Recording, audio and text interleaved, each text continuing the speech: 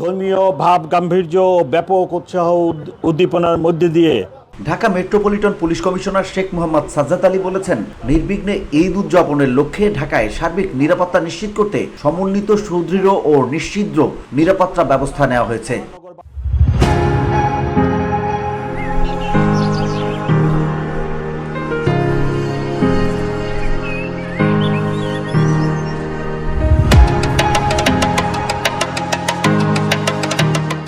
তিনি বলেন, ধর্মীয় ভাবগাম্ভীর্য ও ব্যাপক উৎসাহ উদ্দীপনার মধ্য দিয়ে সারা দেশের মতো ঢাকা মহানগরীতে পবিত্র ঈদুল আজহা উদযাপিত হবে। জাতীয় ঈদগাহে শুক্রবার সকালে জাতীয় ঈদগাহ ময়দানের নিরাপত্তা ব্যবস্থা পরিদর্শন শেষে সাংবাদিকদের ব্রিফিংকালে তিনি এসব কথা বলেন। জাতীয় মসজিদ বাইতুল মোকাররম কেন্দ্রিক একই ধরনের নিরাপত্তা ব্যবস্থা করা হয়েছে। অন্যান্য ঈদগাহের ক্ষেত্রে ডিএমপির প্রতিটি ক্রাইম বিভাগ আয়োজক সংস্থার সাথে সমন্বয় করে পর্যাপ্ত নিরাপত্তা ব্যবস্থা গ্রহণ করেছে।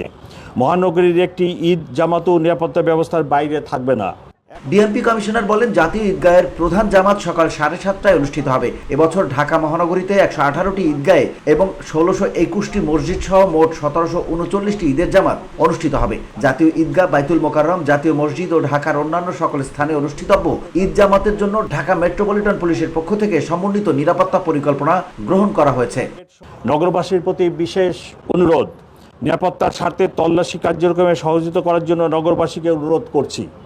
ঈদ জামাতে কোনো প্রকার ব্যাগ, ধারালো বস্তু ও দাহ্য পদার্থ সঙ্গে না আনার জন্য অনুরোধ করছি। ঈদ জামাত শেষে তাড়াহুড়া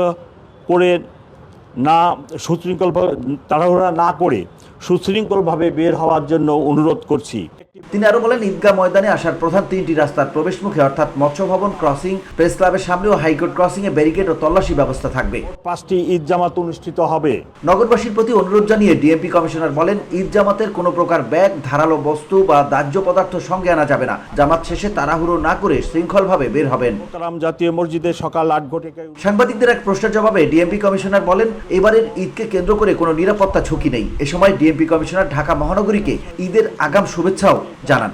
এছাড়াও মহানগরীতে ভিওডি বাংলা নিউজ ডেস্ক কর্তৃক 8টি এবং সৌদি আরবের সাথে মিল রেখে 3টি ঈদের জামাত অনুষ্ঠিত হবে।